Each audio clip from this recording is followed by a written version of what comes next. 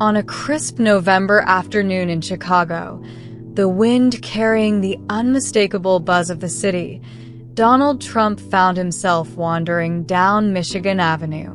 Dressed in his signature long blue-black coat and a red tie that seemed to cut through the grayness of the day, he was in town for a business meeting but had chosen to walk back to his hotel. It wasn't just about the destination. It was the energy of the city, the hustle, the rhythm of life.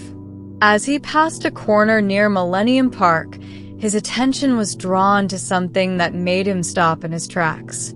There, sitting hunched against the cold stone of a building, was a woman. Her clothes were old, tattered by the elements, and her hands trembled as she clutched a cardboard sign that read simply, "Veteran in Need. Please help." Trump stood there for a moment, feeling the pulse of the city, the cacophony of voices and footsteps swirling around him. But in that instant, the noise seemed to fade away, and it was as if the woman's weary eyes held him there, rooted to the sidewalk. He approached her slowly, his footsteps muted on the pavement, a curious few glances from the crowd following his every move. She looked up, startled, clearly not expecting a man like him, a former president, a larger-than-life figure, to stop, to notice. Her eyes widened in confusion and a bit of cautious hope. "Ma'am," Trump said, his voice calm but firm. "What's your name?" The woman hesitated, looking up at him for a long moment before speaking. "It's Teresa," she said quietly, her voice barely above a whisper. "Teresa Hensley." "Teresa," Trump repeated, kneeling in front of her, his gaze softening. "You're a veteran?" "Yes, sir," she responded, her words almost lost in the wind. "I served in the Army for 12 years. Got injured overseas, and well, things haven't been easy since." Trump's heart tightened at her words. He could feel the weight of her story, the quiet desperation in her voice. He nodded, taking in the situation. He wasn't a man to shy away from problems, especially when they touched the core of what this country stood for. "Why are you out here, Teresa?" he asked, his voice low, thoughtful. "Don't you have a place to stay?" Teresa shook her head, the cold air making her shoulders shiver. "Lost my apartment months ago," she explained, her voice tinged with exhaustion. "Couldn't keep up with the rent. Been trying to get back on my feet, but it's hard." The words hit Trump harder than he expected. Here was a woman who had sacrificed so much for her country, now sitting in the cold, asking for help on the streets of one of the most bustling cities in the world. He couldn't just walk away. Not from this. Without a second thought, he reached into his coat pocket and pulled out his phone. He stepped a few feet away, his finger dialing a number. "Margaret," he said quickly as the line connected, his voice clipped with purpose. "I need you to find the nearest hotel with availability. And get a doctor, someone who can do a quick checkup. Tell them it's urgent. Right away." "Understood, Mr. Trump." Margaret's voice was immediate and efficient. The connection was cut, and Trump turned back to Teresa, who was watching him with a mix of confusion and a flicker of hope. "Help is on the way," Trump assured her gently. "But first, let's get you something warm to eat." He waved over a food vendor nearby, and within moments, Teresa was holding a steaming bowl of soup and a sandwich. She ate slowly, her hands still shaking from the cold, but the warmth of the meal seemed to provide a little comfort. As she ate, Trump continued to speak with her, asking about her life, her time in the Army, the friends she'd lost, and the injury that had derailed her future.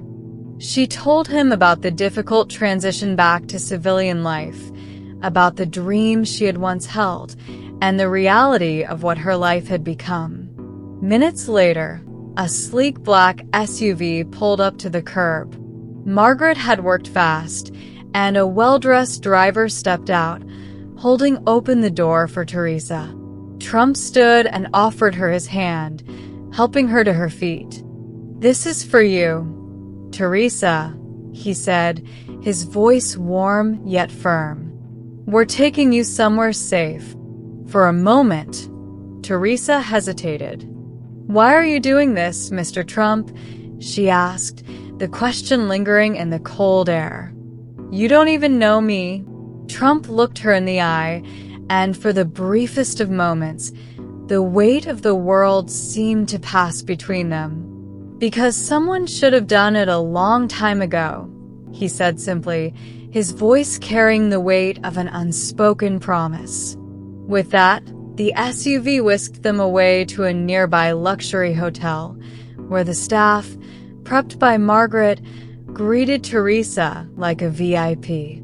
She was escorted to a suite on the top floor, where a hot shower, fresh clothes, and a warm bed awaited her. A doctor arrived soon after, providing medicine for her ailments and offering advice on how to regain her health. Trump stayed nearby, ensuring everything was taken care of with the same precision that had made him a household name.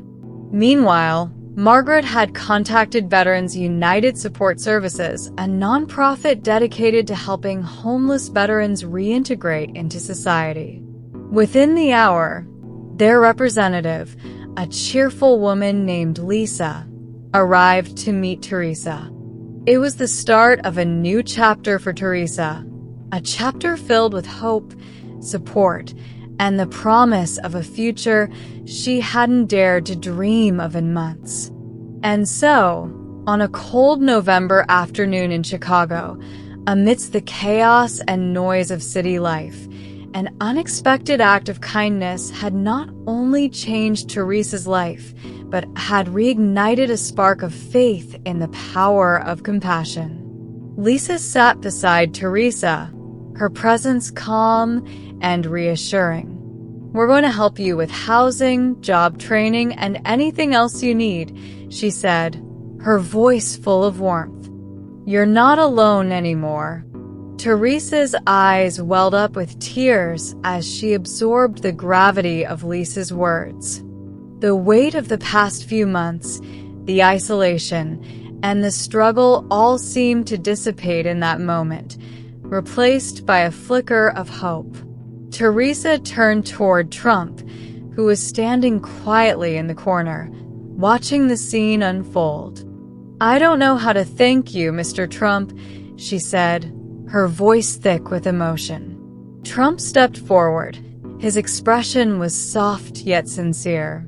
"You don't need to thank me, Teresa," he said, his tone gentle but firm.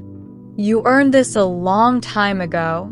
The kindness in his words reached Teresa in a way that words alone couldn't capture.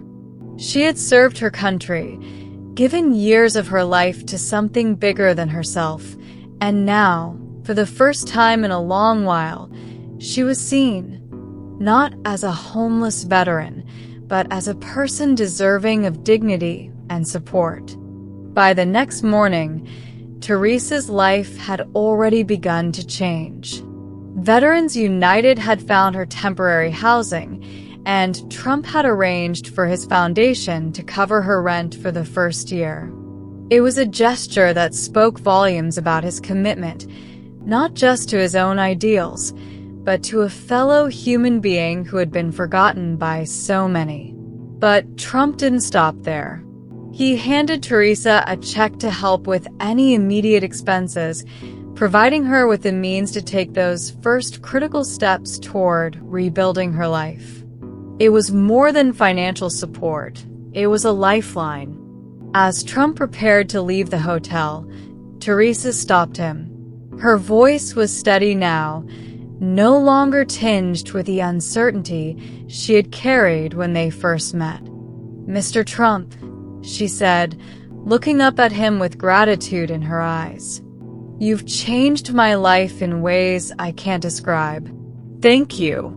Thank you so much." Trump smiled a warm, genuine smile that reached his eyes. "Teresa, you're going to do great things," he replied. "Just promise me one thing." He leaned in slightly, his voice carrying the weight of sincerity. "Pay it forward." A wave of understanding washed over Teresa, her newfound determination clear in her voice. "Someday I will," she said, the promise ringing with strength. In that moment, Teresa wasn't just a woman given a second chance. She was a woman ready to make a difference. As Trump walked out of the hotel and back into the bustling streets of Chicago, a quiet sense of satisfaction settled over him.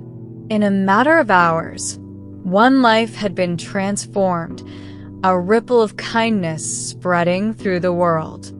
For Teresa Hensley, the future suddenly seemed bright, filled with endless possibilities. And with that, we come to the end of the story. Thank you for watching until the end. I hope you enjoyed this journey of unexpected kindness and transformation.